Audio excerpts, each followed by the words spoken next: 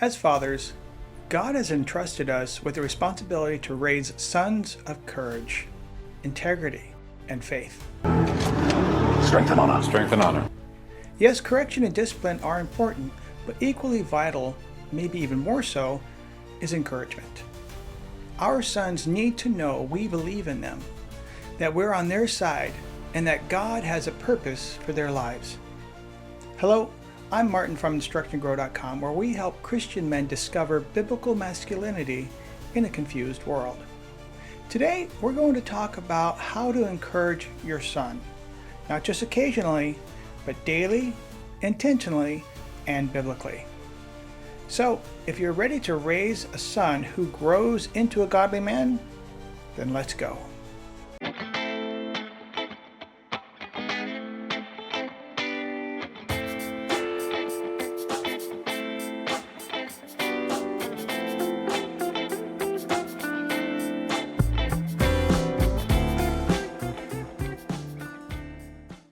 Your son will carry your name long after you're gone.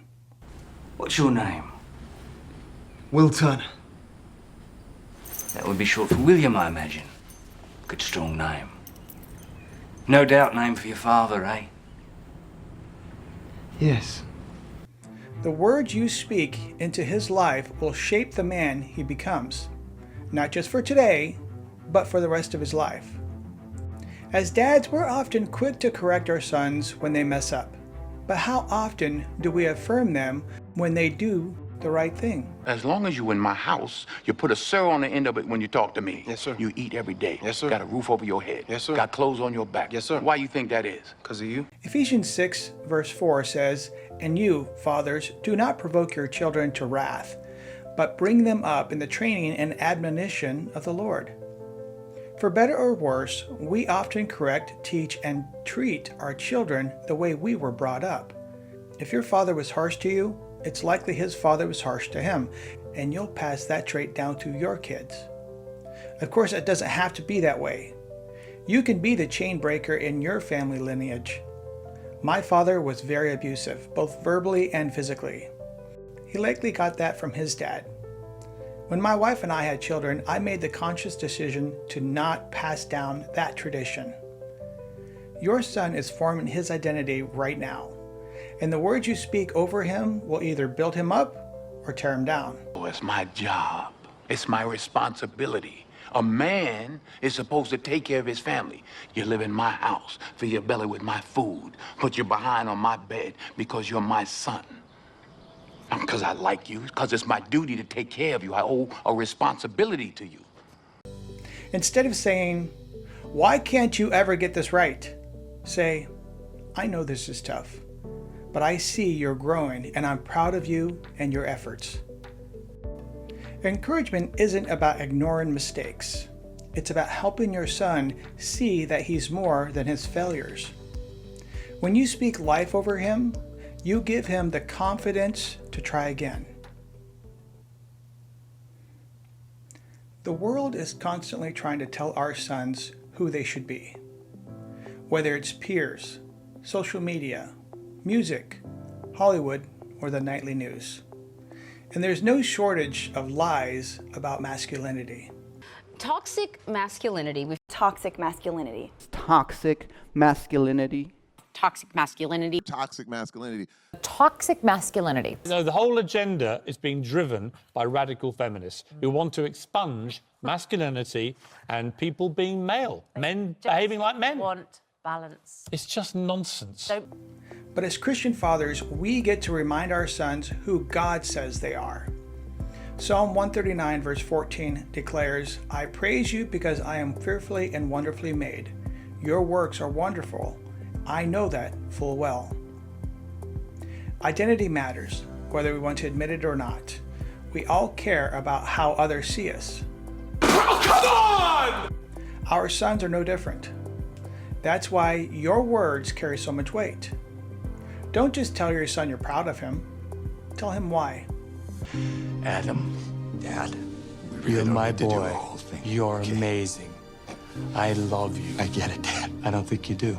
I am proud of you. Okay. I love you, son. know that inside your heart. No, come here. Come here. Point out godly character traits. Praise his integrity, his courage, and his compassion, not just his accomplishments. Teach him that strength isn't about dominance, but about servanthood and self-control. Remind him that his worth isn't rooted in what he achieves, but in the fact that he is a beloved child of God.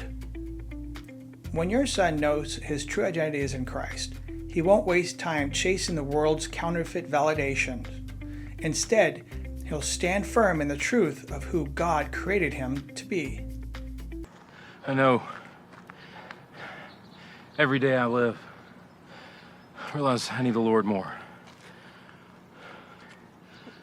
I don't feel like I started well.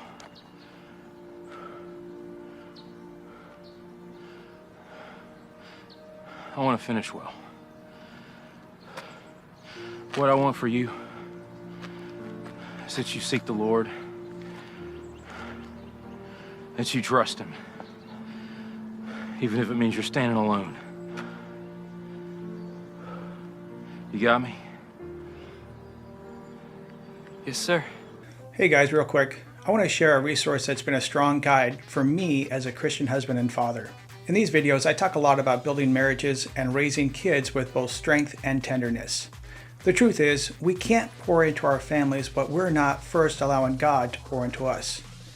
That's why I love digging into men's Bible studies from Christianbook.com. They've got a whole section just for men, studies that challenge us to grow in leadership, integrity, and faith. If you want to strengthen your walk with God and become the kind of husband and father your family needs, I highly recommend checking them out. I'll drop my link in the description below so you can take a look. It's a simple way to invest in your own growth while supporting this channel at the same time. Now, back to the video. Your son is watching you. How you treat your wife, how you work, how you handle stress, even how you drive in traffic. Mark, slow down! You want to ride behind somebody who does something like that? I'm gonna pull around them and leave them safely behind us. Burn some dust here. Eat my rubber. Dad, I think what you mean is burn rubber and eat my dust. Whatever, Russ, whatever. He's learning more from what you do than what you say. Paul wrote in 1 Corinthians 11, verse 1, "Follow my example as I follow the example of Christ." Paul could say that with confidence because his life was centered on Christ. Now ask yourself, if you could see yourself through your son's eyes, would you want him to imitate what he sees? You are your son's role model. He's discovering what it means to be a man through your example. That means showing him how to apologize when you're wrong, how to treat women with respect, and how to stand firm in the faith without compromise. Happy we need this job. For the first time in a year, we're able to pay the bills. No, Carmen, but he made it very clear. If I was not a team player, he did not want me there. Maybe it's not wrong. It just looks that way. He's the owner of the factory. He asked me to write down false information, Carmen. He asked me to lie. When do you have to give him an answer? 10 o'clock. If you don't want culture teaching your son that masculinity is toxic, or that gender is something he can simply redefine, then you must step up and show him God's design for manhood. Encouragement isn't just found in your words, it's found in your example. Live in such a way that your son not only respects you, but also wants to follow in your footsteps as a man of God.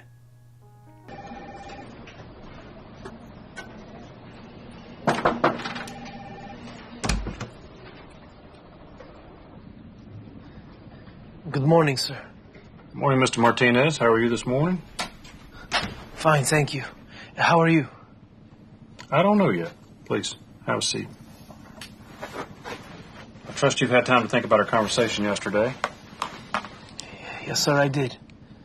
And what did you decide? Are you on my team? Mr. Tyson, I am very grateful to have a job here. But I cannot do as you have asked. And why is that? Because it is wrong, sir. And it would be dishonoring to my God and my family to lie on that report.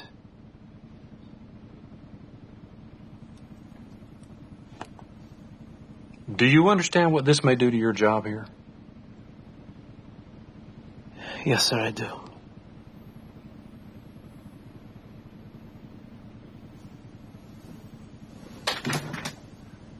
Javier, may I shake your hand? Young man, you just gave me the right answer. I've been looking for someone to manage inventory and shipping, and quite frankly, you were the last person on my list. But I need somebody I can trust. Will you take the job? As men, one of our greatest responsibilities is to provide for our families. But in doing so, we can sometimes forget that what our children need most isn't more stuff, it's our presence. Growing up, my father worked 3 jobs, 2 full-time and a part-time. Needless to say, we hardly saw him. And when we did, he was often exhausted and short-tempered. Colossians 3 verse 21 tells us, "Fathers, do not provoke your children, lest they become discouraged." That requires more than discipline. It requires time and intentional presence. I'll never forget one fishing trip my dad took me on.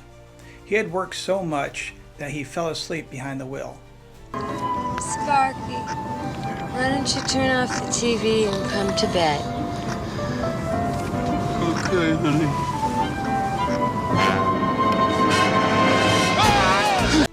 That moment has stayed with me. It showed me how costly it can be when work consumes a man's life. Your son feels encouraged when you prioritize him. Make time to throw the ball, go fishing, build a project together, or simply sit and talk without distractions. I love the smell of napalm in the morning. Time is love spelled out loud. Every moment you give your son says, "You matter to me. You're worth my time." One of the most powerful ways you can encourage your son is through prayer. Not just silently, but out loud, so he hears your voice lifting him up to God. James 5 verse 16 tells us, "The prayer of a righteous person is powerful and effective." I'll be honest, I don't pray over my kids often as I should. Maybe you feel the same way. Life gets busy, distractions creep in, and sometimes prayer feels like one more thing on the to-do list. But every time I've stopped to pray with or over my son, I've been reminded how deeply it matters. And when you pray, pray for his character and integrity. Pray for his friendships and the influence that shapes him. And pray for his future calling as a man of God, whether that means being a husband, a father, or a leader in his community. Even if you don't have all the right words, your son needs to hear you praying over him. Because when he does, it tells him 2 things. First, that his life is in God's hands, and second, that his dad is standing with him in faith. That's a kind of encouragement that echoes in the hearts long after the words are spoken. Fathers, your son doesn't just need correction. He needs your encouragement. He needs your words of life, your affirmation of his identity, your example, your time, and your prayers.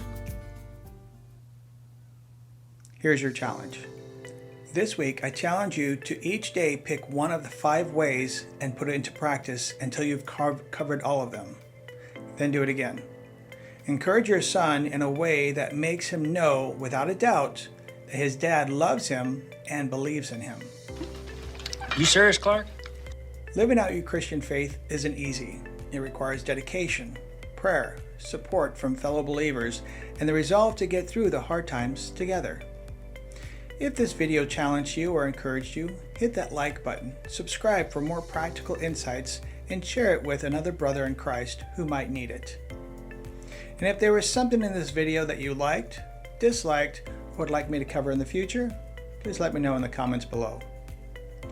For more resources on leading your family with faith while battling the obstacles of life, please visit www.instructandgrow.com. As men of God, may we continue to lead with love, live with courage, and never forget that Jesus is the ultimate picture of what biblical masculinity looks like. Until next time, God bless.